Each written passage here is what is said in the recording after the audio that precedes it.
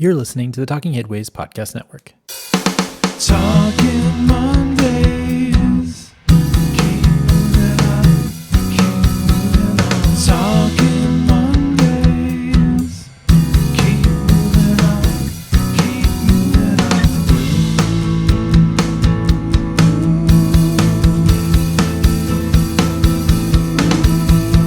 Talking Mondays. Keep moving on. Happy Monday. This is Mondays at the Overhead Wire, sponsored by our generous Patreon supporters. I'm Jeff Wood, your host, and joined by Han Solo. That's right. Every Wookiee's favorite right-hand man is here to help me with this week's episode. And as we do when we're Han Solo, I've got some programming notes for Talking Headways. As we do, we kind of share what's coming up soon on the show. And I'm really excited to share that with folks sometimes because we have a lot of really great guests that come on. This week, actually, on Thursday, we'll have Nolan Gray on to talk about his book about zoning called Arbitrary Lines. We've also got shows on density in history, TDM, the public wealth of cities, and a new series by the Lancet Medical Journal, which we'll be talking with some folks, including Jeff Boeing, about that, as well as Max Holleran's book, Yes to the City, and there's a lot more. So we've got a lot of good subjects coming up. I've really kind of dug deep to try to find some things that are really interesting and maybe a little bit different than our normal discussions. As I've mentioned to some folks recently, there's only so much you can talk about bike lanes and transportation in a certain way. So looking forward to talking about these other subjects. And as you know, we find so many interesting things every week, and we're going to talk about a number of them. You know, contact the authors and get them to come on the show. And sometimes it works, sometimes it doesn't, but we'll try and see what happens. Also got a couple more requests for interviews into some other folks, and so we'll see where those things pan out. But looking forward to that. And each week, like I said, we have something new for folks, so I hope you guys are enjoying it. And, I can't promise that I'll get every suggestion folks have, but feel free to suggest some show topics by emailing or tweeting at me, theoverheadwire@gmail.com. We've done a few requests from folks in the past, from listeners, and I think they turned out pretty well. So if you want to send in stuff, like I said, I can't promise that we'll do it, but I can see what we can do, and maybe we can get something coming up. Also, I think we have the 400th episode coming up of the Talking Headways podcast, which is pretty awesome. And yeah, I'm looking forward to that as well. So we'll see what we actually fit in there. I have a couple of ideas, but haven't gotten to it quite yet because we're still, next week, I guess, is 397 or so. So we still got a few weeks until 400, but we're getting there real quick. Okay. Also, because we cover a lot of books, as I mentioned last time, we've partnered with bookshop.org as an affiliate. This means that if you buy a book through the Overhead Wire shop on Bookshop, a small amount of that purchase goes to us. So I've thought about it, and here are your book purchasing order of operations. First, go to your local bookstore and order it from your local bookshop on bookshop.org if you haven't access to your local bookstore, if you can't walk there or bike there or get there however you get there. Second, go to the publisher. And then after all those, if you want to support our show and the authors that we have on the show, we'd really appreciate it if you go to our bookshop. So right now, the top books are Fixer Upper by Jenny Schutz and at Brookings, and Bike Lanes or White Lanes by Melody Hoffman. So go check out the Overhead Wire Book Club on Bookshop, and then you can see what we've got and see if there are any books that you would like to purchase. So bookshop.org/shop/the Overhead Wire. All the books we've discussed on the show with the authors are in the shop. That's bookshop.org/shop/the Overhead Wire. Check it out if you get a chance. Okay, this is episode 116. We are in session. And as I always say before we get to the show, I want to let folks know that you can get this podcast wherever you find your podcasts: iHeartRadio, Spotify, Overcast, Stitcher, and of course, Apple Podcasts. Subscribe so you don't miss an episode. And subscribing means you get both Mondays at the Overhead Wire and Talking Headways on the same feed. 2 fun podcasts, 1 great channel. And thanks to the folks who subscribe through podcatchers. It's great that you guys keep coming back to the show. We really, really do appreciate it. Okay, the news. Here we are, finally, the news. All the stuff from the last few weeks.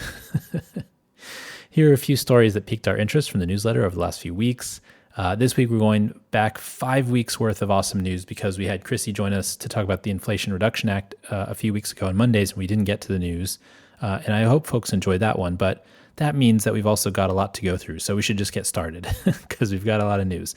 And I guess I should mention also that all of these articles are posted in the Overhead Wire newsletter, which comes out daily, Monday through Friday.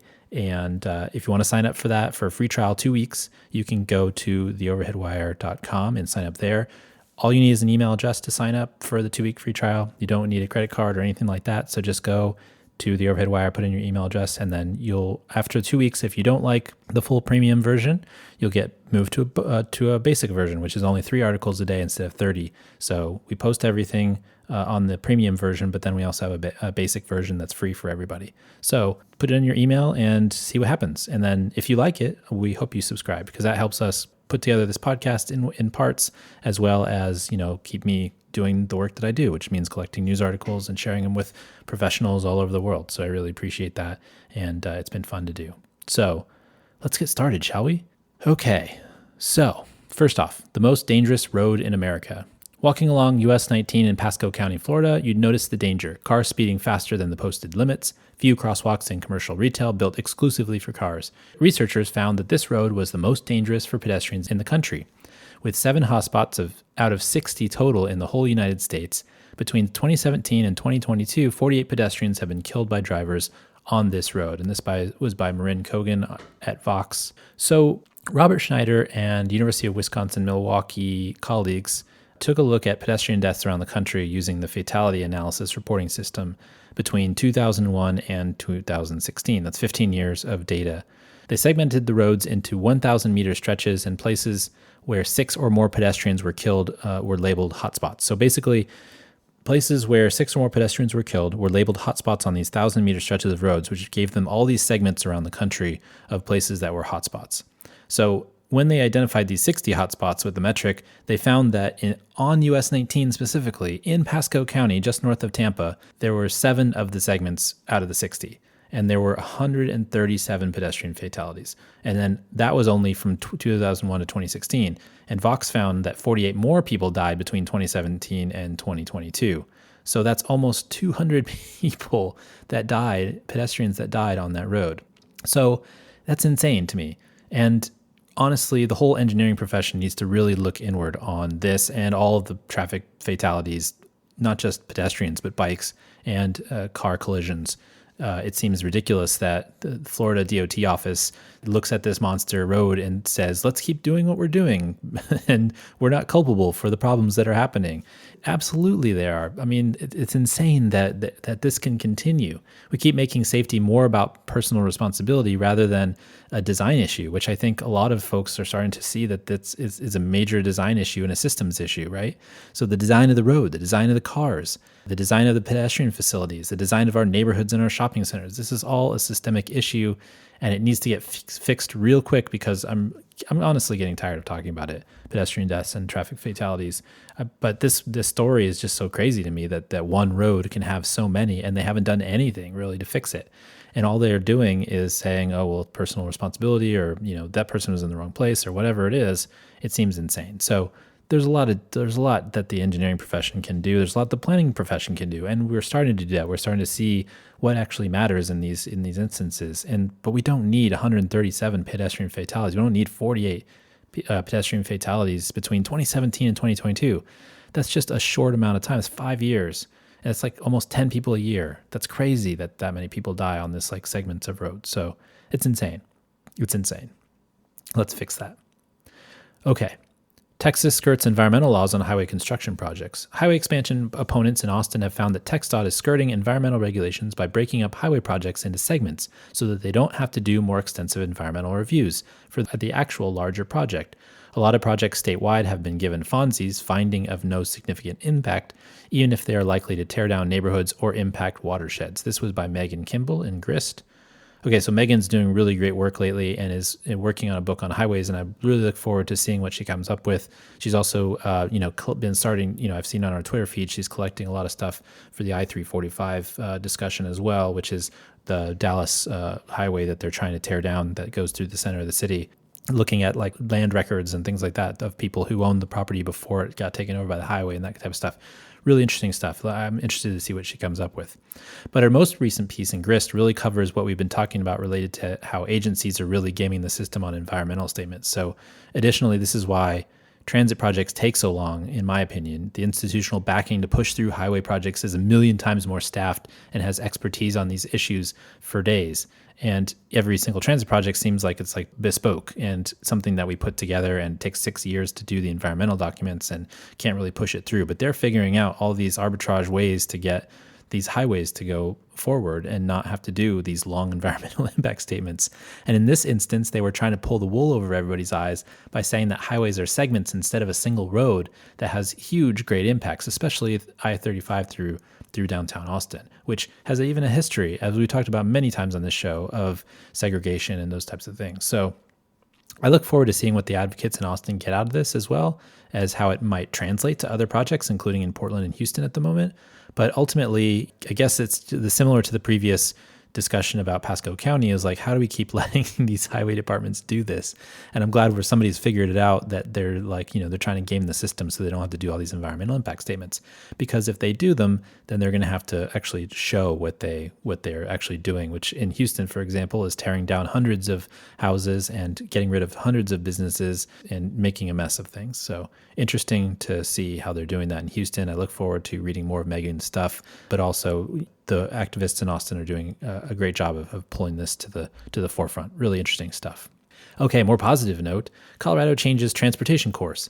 The Denver Regional Council of Governments is set to vote on a transportation plan that would take $900 million away from highway expansions and put them towards active transportation projects. The program would cut 2 highway expansions, and other road widenings for this purpose. The move follows the state mandate to reduce transportation emissions, which has led to larger discussions about the role of highway expansions in the region. This was by Nathaniel Miner at Colorado Public Radio. So like I said, last story, we talked about what Texas is doing to force highway projects. Look at what Colorado is doing right. The state regulations that said transportation emissions really must be reduced is incredibly powerful. It's incredibly powerful that the state is actually pushing on this. And it led to this move by Dr. Cog, Denver Regional Council of Governments. I always kind of felt like it's Dr. Pepper's planning cousin. But but at a time when places like the National Capital Transportation Planning Board for the greater DC region, they want to reduce their roadway emissions by 80% by 2050. They have it in the documents, but the main building priorities are roadway expansion. So this is in Colorado, this proof that there's a breath of fresh air coming through some DOTs who are starting to realize that their role in expanding roads and expanding emissions for climate change. And so I'm really excited about this. I think a lot of people are really excited about this, and it shows what state DOTs can do if they put their mind to it. And, that doesn't mean that the roads are going to disappear overnight. There's always going to be an I-25 through Denver. There's always going to be highways and stuff, Highway 36 and things like that through Colorado. But at the same time, like, they continue to expand and expand and expand. And there's a ridiculousness about that, the induced demand that comes from that. I think that this is really a standard that we should set, and Colorado is leading the way, which is really fascinating to see. Okay, next up, young adults not moving far from home.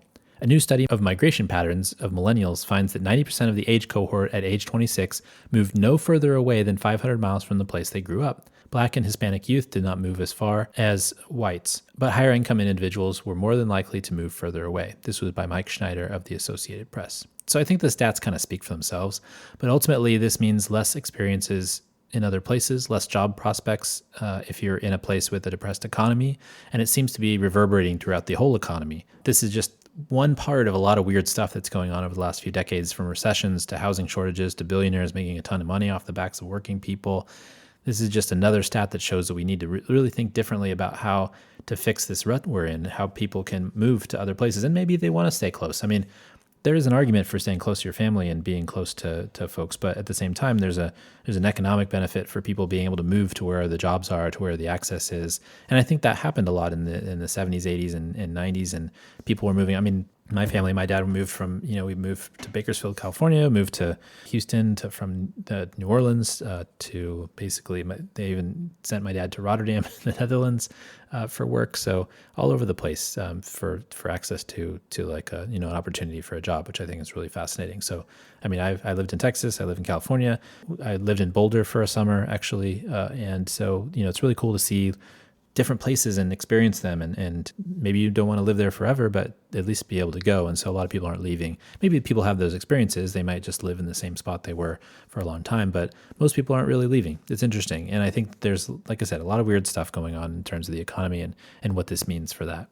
All right, job sprawl. Job sprawl is transportation trouble. Something that I've always thought about is an underrated in terms of transportation discussions is access to jobs. And we talk about it a lot on the show, and so you hear me talking incessantly about it probably. But accessibility overall is important for people to get to where they need to go. And I think our podcast episode with Carol Martins, and I mentioned him all the time because I really was, after reading his book and talking to him on the show, I really get, it's kind of like a fuse was lit in my brain. And I thought his discussion about sufficient access was really great. So if you haven't heard that episode yet, definitely go check it out. You can probably just type in, I don't remember what episode it is, but Carol Martins, and type into Google and Talking Headways, and you'll probably find it. But recently we've seen a few more items about this specific idea of job access. This time the entry is coming from Crain's Cleveland business. And so the interesting piece about this is that the regional job sprawl, the Cleveland job sprawl, is such that plants and factories are having really trouble finding workers. And of course, it's not the only reason, as low wages and childcare concerns are among the issues keeping businesses from finding workers. But the job sprawl piece really reinforces my thinking that businesses are transferring wealth away from workers and to the company by moving further away from where their workers lived. And then they make it harder on themselves to attract a workforce. So I think of this in terms of like Exxon in Houston, where they were downtown with everybody else, and then they decided to move up to the Woodlands, which is, I'm guessing, where all of their upper management folks live. But then it made access to there much harder because everybody had to drive up there instead of maybe taking transit to downtown Houston, which is what a lot of people did on the buses.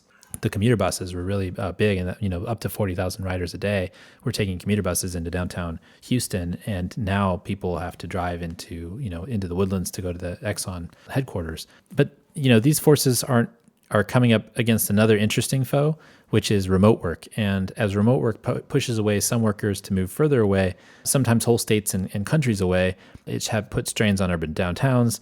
And there's many jobs that can't be done remotely and need to have access to the workforce to be important. But these two ships, I think, are passing each other, and I haven't seen much discussion about it. I think the companies that are sprawling out, and they've left downtown, and then there's the workers that have left downtown. And so what does this mean for the connection between workers and jobs? And also, what does it mean for businesses in these regions to be able to attract workers and find people that live in the region? And it also connects kind of to that previous article about the young adults not moving very far from home. How are you going to attract the folks who live close by to work in a place where they can't have access to? So anyways, just kind of thinking about this all together, sometimes it gets jumbled up in my head, but I think that job sprawl piece is really interesting because once these companies move outside of the core, it makes it harder for them to access workers who, A, maybe not have a car, B, maybe don't live across the city and have other issues that they need to contend with, and the distances make it harder to find workers. So if you're working, if your office is in the middle of nowhere, it just makes it harder. And I think a lot of folks are starting to realize this, especially economic development folks in regions. So something to think about. All right. Nashvillians use nuisance codes against their neighbors. Nashville nuisance codes and environmental court are being used by some neighbors to harass people of color and poor people. Over the last 3 years, the Metro Codes Department has fielded more than 95,000 complaints, many of them erroneous and without due process.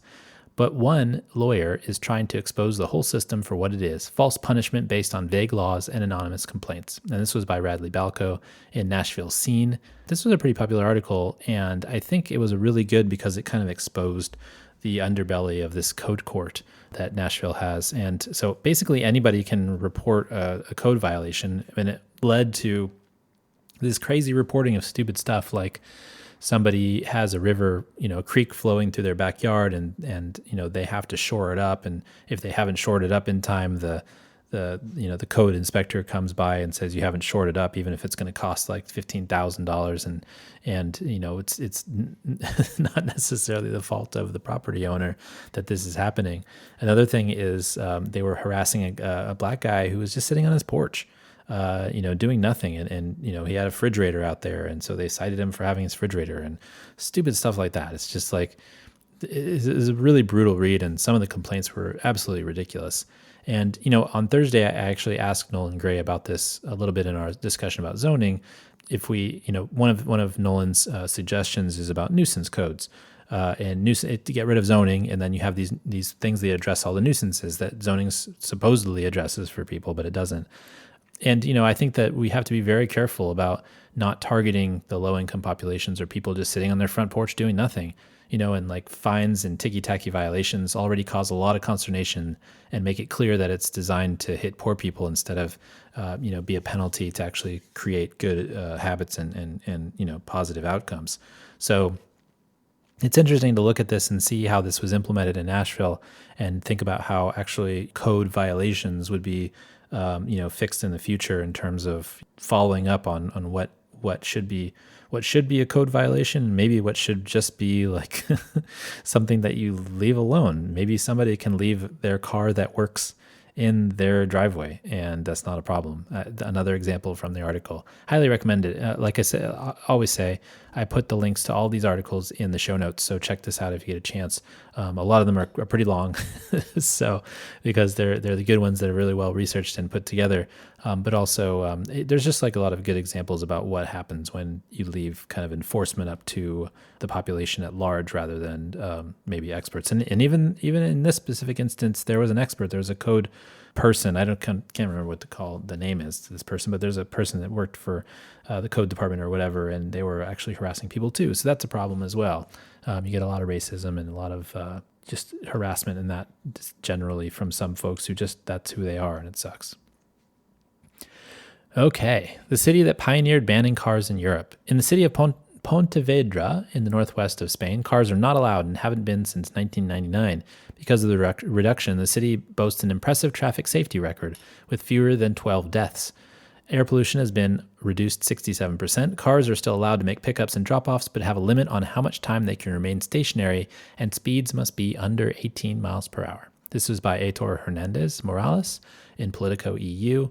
So I hope we can see more of these experiments around the world. I saw a piece in PU State Line yesterday where the head of the American Motorists Association was complaining about a war on motorists and that they're demonized for driving after the pandemic had created more bike lanes and more walking areas for people. And given that cars have the full reign on most roads around the country, would it be so hard to just leave a few urban cores for people on cargo bikes and walking and pedestrians, or a few streets for that matter, like Sanchez Street here in San Francisco is so great.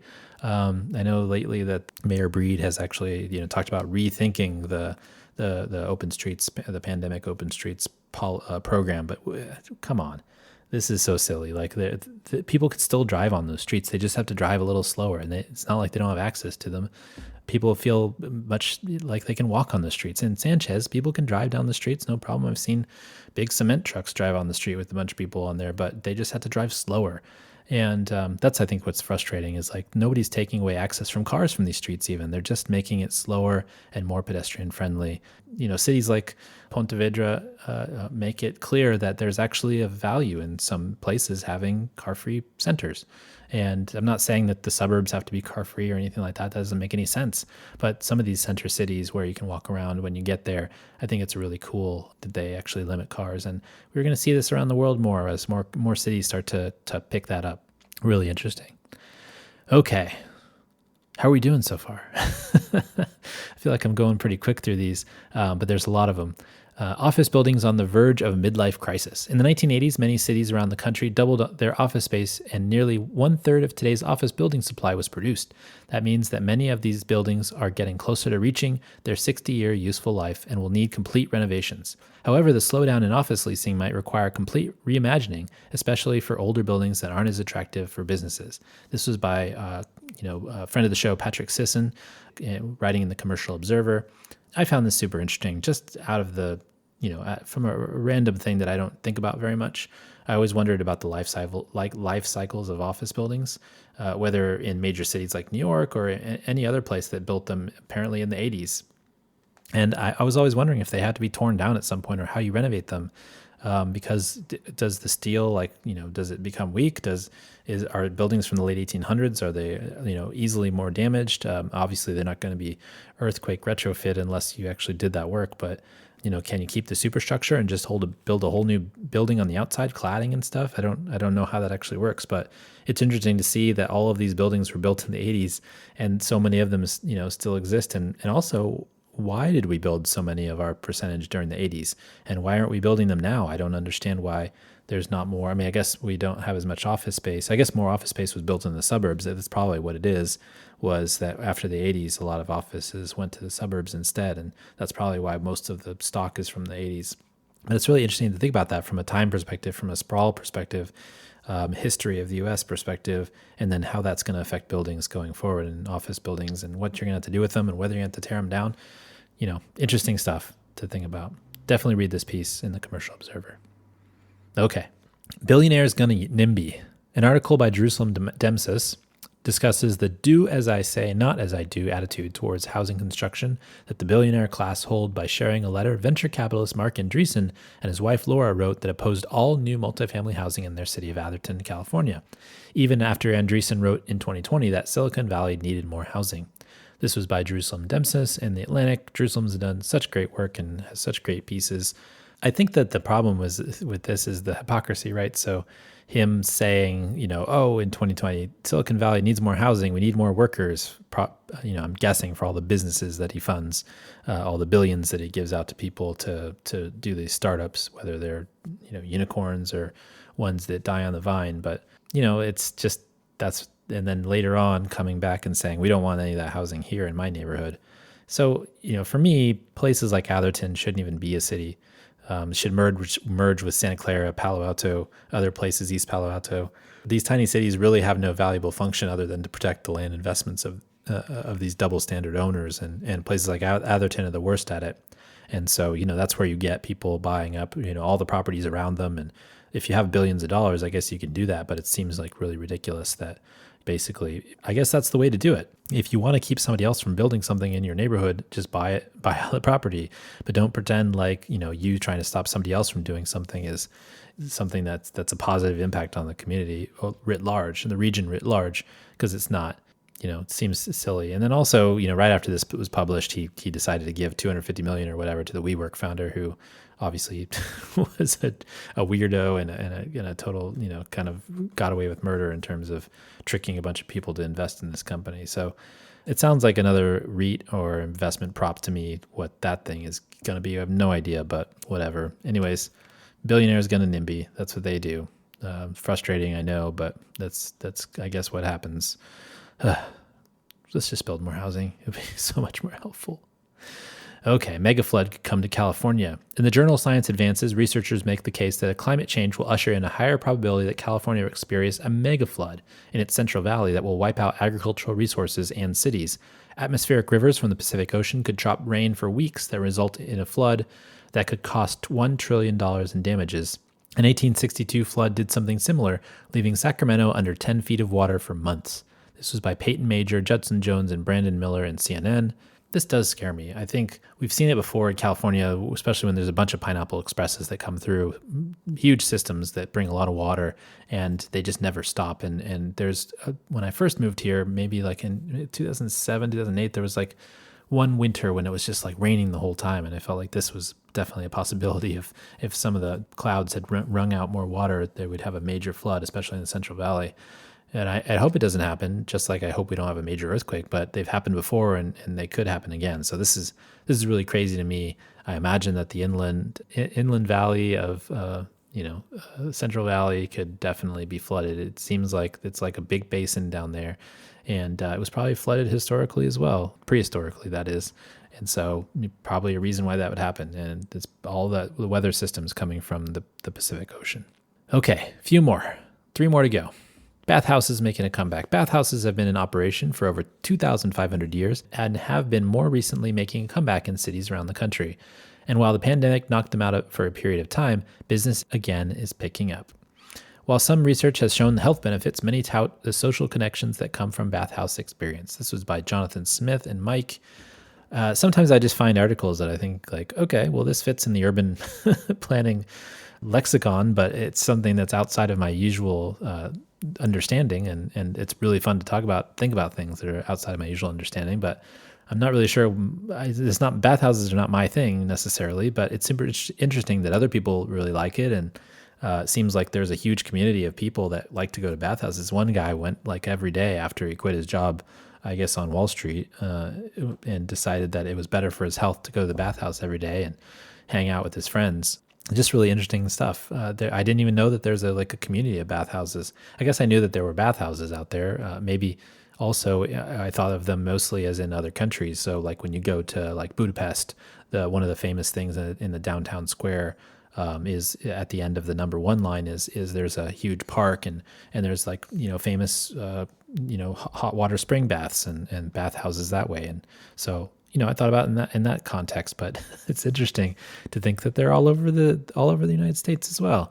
And something I learned today and something you learn every time. It's interesting. Stuff pops up. It's cool.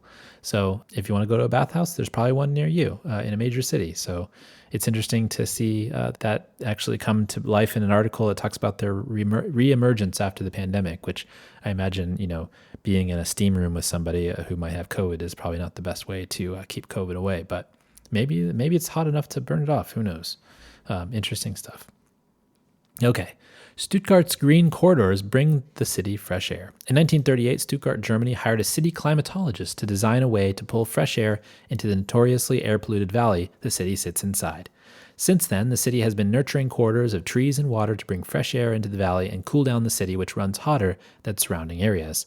The result is 79 square miles of green space, nearly half of which is an urban forest. And this was by Michaela Haas at Reasons to be Cheerful, they've been doing a really good series on these kind of environmental interventions. There was one today about Germany's microgrids, I think, power grids for local communities. I'll probably post that one soon, hopefully, if people click on it. We can talk about that one. But anyways, Reasons to be Cheerful, interesting name for a publication, but also they've been doing some really cool stuff. This specific thing, I mean, nobody really talked about climatologists before, in major until maybe like the 90s or the 2000s, maybe even a little bit later. But for a city in 1938, that's pretty cool, especially as they designed cities and figured out how to make them cooler or warmer or whatever the case may be. This was an innovative approach, and I feel like I wish that more cities actually did this. I wonder if it's actually replicable or if cities need to be newer and growing to make it work because they need to set aside all that land for urban forest. Because if they started in the 30s and went through 40 or 50, there was probably a lot of property that could be, rewilded after the Second World War, my guess is. But also, as an early growing city, the sprawl hadn't necessarily happened yet. So you can actually think about things for the future rather than going back in and kind of retrofitting your city. Although that'd be cool. It'd be cool if we took some streets here in San Francisco and just made them into forests. That would be awesome, I would think. But knowing the mayor doesn't want to, get rid of streets for people, maybe that wouldn't be a case. But it'd be really cool to see what happened if you actually could do that.